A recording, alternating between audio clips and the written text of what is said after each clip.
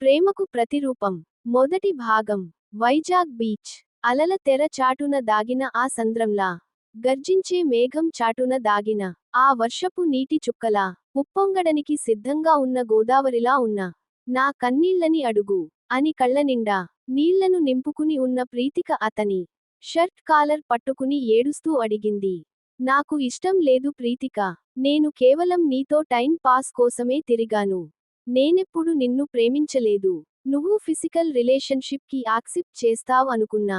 But work out అవ్వలేదు. So breakup చెప్తున్నా అని అంటూ ప్రీతిక చేతులని నెట్టుతున్నాడు అతను. You can't do this, please. ఒక్కసారి నా గురించి ఆలోచించు. నేను ఎంత ప్రేమించాను రా నిన్ను అని అడుగుతూ అతన్ని ఎదలో మొహం దాచుకుని అడుగుతూ ఏడుస్తుంది ప్రీతి. చూడు ప్రీతిక, నాకు ఇష్టంలేదు అన్నా కూడా ఎందుకు ఫోర్స్ చేస్తున్నావ్ నన్ను? నాకు నువ్వంటే ఇష్టం లేదు. నువ్వంటే అసహ్యం. ఐ హేట్ యూ అని తనని విసురుగా వెనక్కి నెట్టి వెళ్ళిపోయాడు అతను. ఉలిక్కిపడి కళ్ళు తెరిచింది ప్రీతి. వళ్ళంతా చెమటలు పట్టేశాయి. చుట్టూ చూసింది. తన రూంలో పడుకుని ఉంది అని అర్థమైంది. అదురుతున్న గుండెని అదుపు చేసుకుని మంచి నీళ్ల కోసం పక్కకి తిరిగింది. కానీ మంచి నీళ్లు లేవు. బొటల్ ఖాళీగా ఉంది. దాంతో బెడ్ దిగి హాల్లోకి నడిచింది. హాల్లో లైట్ ఆన్ లోనే ఉంది. సోఫాలో ల్యాప్టాప్ ని అలానే ఒళ్ళో పెట్టుకుని వెనక్కి తల వాల్చి అలానే పడుకున్నాడు ప్రీతం. మెల్లగా అతన్ని చేరి ల్యాప్టాప్లో ప్రెసెంటేషన్ కి సంబంధించిన దాన్ని సేవ్ చేసి ఆఫ్ చేసింది. ప్రీతం ని సరిగ్గా పడుకోపెట్టి తలకింద పిల్లో సెట్ చేసింది. అతని తలనిమిరి మళ్లీ రూంలోకి వెళ్ళింది. ఒక బెడ్ షీట్ తెచ్చి అతనికి కప్పేసి ఫ్రిడ్జ్ దగ్గరికి వెళ్ళింది. వాటర్ తీసుకుని తాగుతూ స్టవ్ వైపు చూసింది. అక్కడ డిన్నర్ కోసం చేసిందంతా అలానే ఉంది. మళ్ళీ తినలేదా ప్రీతం మీరు? నా కోసం మీరిలా ఉండటం నాకు నచ్చట్లేదు అనుకుని బాటిల్ అక్కడే పెట్టేసి లైట్స్ అన్ని ఆఫ్ చేసింది. రూంలోకి వెళ్ళబోతుండగా ప్రీతం ఫోన్కి ఏదో మెసేజ్ వచ్చింది. దాంతో రూంలోకి వెళ్ళెదల్లా ఆగిపోయి టైం చూసింది. అర్ధరాత్రి 2 గంటలు అని ఉండటం చూసి ఈ టైంలో ఎవరు అనుకుని వెళ్లి చేతిలోకి తీసుకుని ఫోన్ని రేఖ ఎవరు అనుకుని మళ్లీ ఫోన్ అక్కడే పెట్టేసి రూంలోకి వెళ్ళింది. బెడ్ పై వాలి కళ్ళు మూసుకుంది. ఆలోచనలు వస్తున్నాయి.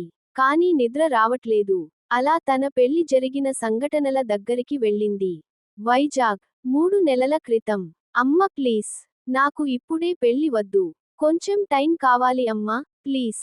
అలాగే నేను ఇంకో విషయానికి కూడా చెప్పాలి.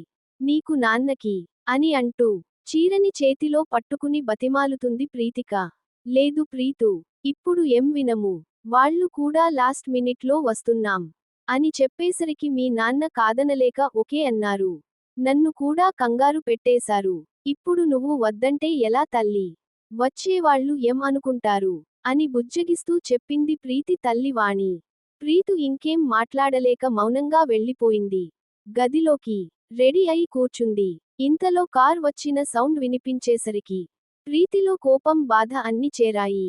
తను దూరమయి 3 నెలలు కూడా కాలేదు. నేను బాధ నుండి తేరుకుని సమయం కూడా ఇవ్వకుండా ఇలా లాక్ చేశావ్ ఏంటి స్వామి? డబుల్ కొటేషన్ అని మనసులో అనుకుంటూనే ఉంది. వాళ్ళని సాదరంగా ఆహ్వానిస్తూ లోపలికి పిలుచుకుని వచ్చారు వాణి ఇంకా ప్రసాద్. నమస్కారం. కూర్చోండి అని అబ్బాయిని అతని పేరెంట్స్ ని సోఫాలో కూర్చోపెట్టారు. మ్యారేజ్ బ్రోకర్ కూడా కూర్చుని ప్రసాద్ గారు మీకు తెలిసిందే కాని ఇంకోసారి చెప్తున్నాను. వీళ్ళే అబ్బాయి తల్లిదండ్రులు. ఆవిడ సుజాత. ఆయన విజయ్. ఇంకా ఇతను వీళ్ళ అబ్బాయి అని పరిచయం చేశాడు. ఒకరిని ఒకరు కుశల ప్రశ్నలు పరిచయ ప్రణాళికలు వేసుకున్నాక అమ్మాయిని పిలిపించారు. అబ్బాయి ప్రీతినే చేస్తున్నాడు. మా అమ్మాయి ప్రీతిక ఇంజనీరింగ్ అయిపోయింది. ఇక్కడే జాబ్ చేస్తుంది అని చెప్పాడు ప్రసాద్ తన పక్కన కూర్చోపెట్టుకుంటూ. ప్రీతి దించిన తల ఎత్తకుండా కూర్చుంది. ఒకసారి అబ్బాయిని చూడమ్మా అని తన తండ్రి చెప్పేసరికి తలెత్తి అతన్ని చూసింది. అతను చిన్నగా నవ్వుతూ ప్రీతిని చూశాడు. మళ్ళీ తలోంచుకుంది ప్రీతి. అబ్బాయి అమ్మాయి ఏదైనా మాట్లాడుకుంటారేమో అని అన్న పెళ్లిళ్ల పెరయ్య మాటలకి అతన్ని తినేసేలాగా చూసింది ప్రీతి ఒరకంట. అది గమనించిన అబ్బాయి చిన్నగా నవ్వుకున్నాడు. అవునమ్మా, నీ రూమ్ చూపించు అని చెప్పాడు ప్రసాద్. ప్రీతి ఇంకా చేసేదేం లేక సైలెంట్ గా లేచి నిలబడింది. అతను కూడా నిలబడగానే ముందుకు కదిలింది. తన రూమ్ కి తీసుకెళ్ళింది. బాల్కనీలో ఉన్న చైర్స్ లో కూర్చున్నారు ఇద్దరు. వచ్చి 5 నిమిషాలైనా మాట్లాడకపోయేసరికి అతనే కాస్త చొరవ తీసుకుని, నా పేరు ప్రీతం. బి. టెక్ కంప్లీట్ చేసి ఎంబీఏ కంప్లీట్ చేశాను. ముంబైలో ఒక కంపెనీలో ప్రాజెక్ట్ మేనేజర్ గా ఈ మధ్యనే ప్రమోషన్ వచ్చింది అని చెప్పాడు నవ్వుతూ. ప్రీతి సైలెంట్ గా ఉంది. మీకు ఈ పెళ్లి ఇష్టం లేదా అని అడిగాడు తన మౌనం చూస్తూ. లేదు అన్నట్టు తలూపి, నేను చెప్పలేను. మీరే ఎలా అయినా ఈ పెళ్లి ఇష్టం లేదు అని చెప్పండి అంది. అప్పుడు ప్రీతి కంటి నిండా నీళ్లు నిండుకున్నాయి. ప్రీతంకి చాలా బాధేసింది. ఏం మాట్లాడకుండా లేచి బయటికి నడిచాడు. ప్రీతి సైలెన్స్ ఉన్నా అట్గా కళ్ళు తుడుచుకుని బయటికి వచ్చింది. ప్రీతం బయటికి వచ్చి అక్కడ తనకోసమే ఎదురు చూస్తున్న వాళ్ళని చూసి చిన్నగా నవ్వుతూ, నాకు ఇష్టమే అని చెప్పాడు. ఆ మాటని వెనకే వస్తున్న ప్రీతిక వింది. పెద్దవాళ్లందరూ హ్యాపీగా ఫీల్ అయ్యారు. ఆ మాటని విని ప్రీతిక అభిప్రాయం కోసం చూశారు తన తండ్రి ప్రసాద్. ఆయన కళ్ళలో కూతురు ఒప్పుకోవాలనే తపన కనిపించింది. ఆయన్ని అలా చూశాక ఇంకేం చెప్పాలో తేలిక తలొంచుకుని, నాకు ఇష్టమే అని చెప్పింది. అయితే అన్నయ్య గారు, మా ఇంట్లో నిశ్చితార్థం చేసే పద్ధతి లేదు. మీరు ఆలోచించి చెప్తే త్వరలో పెళ్లికి ముహూర్తం చూసుకుందాం అని అంది సుజాత. ఆ మాట వినగానే ప్రీతి గుండెల్లో రాయి పడ్డట్టు అయింది. శుభం అన్నాడు పేరయ్య. నీ అయ్యా నీకు సంభావన కోసం నా పెళ్లి చేస్తావెందిరా అని అనుకుంది మనసులో. అయితే ఎల్లుండి మంచి రోజు ఉంది. ఆ రోజు పెళ్లి ముహూర్తాల గురించి మాట్లాడుకుంటే సరిపోతుంది అని అన్నాడు పేరయ్య. ప్రీతి అక్కడ ఉండలేక మౌనంగా తలొంచుకుని తన గదికి వెళ్ళిపోయింది. అరే, అమ్మాయికి అప్పుడే సిగ్గు ముంచుకు వచ్చినట్టు ఉంది అని నవ్వుతూ అంది సుజాత. అందరూ నవ్వుకున్నారు. ప్రీతి వెళ్ళిన వైపే చూస్తూ నుంచునిపోయాడు. కొద్దిసేపు అక్కడే ఉండి మాట్లాడుకుని ఇంటికి వెళ్ళిపోయారు సుజాత వాళ్ళు. ఇక్కడ ప్రీతి రూంలో బెడ్ మీద పడుకుని ఆలోచిస్తూ ఉంది. అప్పుడే వాణి తనకోసం భోజనం తీసుకుని వచ్చింది. ప్రీతి లేరా, తినేసి పడుకో అని అంటూ లేపింది. ప్రీతి లేచి కూర్చుని పిల్లో వడిలో పెట్టుకుంది. వాణి తనకి అన్నం తినిపిస్తుంది. ప్రసాద్ కూడా వచ్చాడు అప్పుడే. ఏమ్మా, అబ్బాయి నచ్చాడా? ఎలా ఉన్నాడు? డబుల్ కొటేషన్ అని అడిగాడు. నీ ఇష్టమే నా ఇష్టం నాన్నా అని చెప్పింది. ఏం చెప్పాలో అర్థం కాక. ప్రసాద్ ఆనందంగా వాణిని చూస్తూ, చూసావా, నా కూతురు నా మాటకి విలువ ఇచ్చింది. డబుల్ కొటేషన్ అని అంటూ సంతోషంగా దగ్గరికి తీసుకున్నాడు. ప్రీతి తన కళ్ళలో తిరిగిన నీళ్లని బయటికి రానీకుండా ఆపేసి ప్రసాద్ని హత్తుకుంది. ఆ తరువాత భోజనం అయ్యాక వాణి, ప్రసాద్ ఇద్దరు వెళ్ళిపోయారు. ప్రీతి ఆలోచిస్తూ అలానే కూర్చుంది. అప్పుడే తన ఫోన్కి ఏదో మెసేజ్ వచ్చిన నోటిఫికేషన్ వచ్చింది. చూస్తే కొత్త నెంబర్ ఏదో. Hi, who is this? Double quotation. నేను ప్రీతంని, నీకు కాబోయే హాబ్బిని. Double quotation. ఇంకా అవ్వలేదు అని చాట్ కట్ చేసింది. ఇదేంటి ఇలా మొహం మీదే చాట్ కట్ చేసింది? ఆ నుకున్నాడు ప్రీతం. పడుకొని ప్రీతి గురించి ఆలోచిస్తున్నాడు. అలా మరో 2 రోజులు గడిచాయి. సుజాత, విజయ్ ఇద్దరు వాణి, ప్రసాద్ వాళ్ళని కలిసి పెళ్లికి ముహూర్తాలు పెట్టుకున్నారు. ఒక 2 వారాలకే పెళ్లి పెట్టుకున్నారు. ఆ విషయమే ప్రీతంకి కాల్ చేసి చెప్పారు. ప్రీతం చాలా హ్యాపీగా ఫీల్ అయ్యాడు. ప్రీతికి కూడా చెప్పారు. తను ఎడవలేక చిన్నగా నవ్వి వెళ్ళిపోయింది. అందరూ సిగ్గు అనుకున్నారు. బావగారు, రేపు మీరు ముగ్గురు వస్తే బట్టలు నగలు అన్ని చూసుకుందాం. డబుల్ కొటేషన్ అని అన్నాడు విజయ్. అలాగే బావగారు, రేవు సాయంత్రం అలా వెళ్దాం. ఉదయం వెళ్ళి మండపం చూసుకుని వద్దాం. ఏమంటారు అన్నాడు ప్రసాద్. అలాగే బావగారు అని వెళ్ళడానికి లేచారు. భోజనం చేసి వెళ్ళండి అన్నయ్య గారు. ఒక అరగంటలో వంట చేస్తాను అని అంది వాణి. ఒకేసారి పెళ్లి భోజనం చేద్దాం అమ్మా. డబుల్ కొటేషన్ అన్నాడు విజయ్. అందరూ నవ్వుకుని వెళ్లారు. ఇదంతా వింటున్న ప్రీతి ఏం చేయలేక వెళ్లి మంచం మీద కూర్చుంది. మరుసటి రోజు సాయంత్రం ప్రీతి కోసం ముందే షాపింగ్ మాల్ కి వచ్చి వెయిట్ చేస్తున్నాడు ప్రీతం. ప్రీతు ఫ్యామిలీ ఇంకా రాలేదు. ఒక అరగంట అలా గడిచాక వచ్చారు ప్రీతి వాళ్ళు. ప్రీతిని చూడగానే ప్రీతం కళ్ళలో మెరుపు వచ్చింది. అది గమనించిన సుజాత, అయితే నా కొడుకు ఈ అమ్మాయికి అప్పుడే కనెక్ట్ అయిపోయాడు అన్నమాట. డబుల్ కొటేషన్ అనుకుని నవ్వుకుంది. ఒకరిని ఒకరు పలకరించుకుని లోపలికి వెళ్లారు. ప్రీతం ప్రీతుతో మాట్లాడాలని చాలా వెయిట్ చేస్తున్నాడు. కాని ప్రీతు మాట్లాడకుండా, అసలు అక్కడ జరుగుతున్న దానికి ఏం సంబంధం లేదు అన్నట్టు ఉంది. అమ్మ ప్రీతు, ఇది చూడు, ఈ చీర నీకు నచ్చిందా? డబుల్ కొటేషన్ అని అడిగింది సుజాత ఒక చీర చూపిస్తూ. హ ఆంటీ, బాగుంది అని చిన్నగా నవ్వింది ప్రీతు. ఇంకా ఆంటీ అంటావ్ ఏంటమ్మా? ఎంచక్కా అత్తమ్మ అనక. డబుల్ కొటేషన్ అంది సుజాత ఆప్యాయంగా. బాగుంది అత్తమ్మ. డబుల్ కొటేషన్ అని నవ్వింది ప్రీతు ఆవిడని బాధ పెట్టలేక. మిగిలిన షాపింగ్ కూడా చేసుకుని, నైట్ డిన్నర్ హోటల్లోనే కలిసి చేసి, ఎవరి ఇంటికి వాళ్ళు వెళ్ళిపోయారు.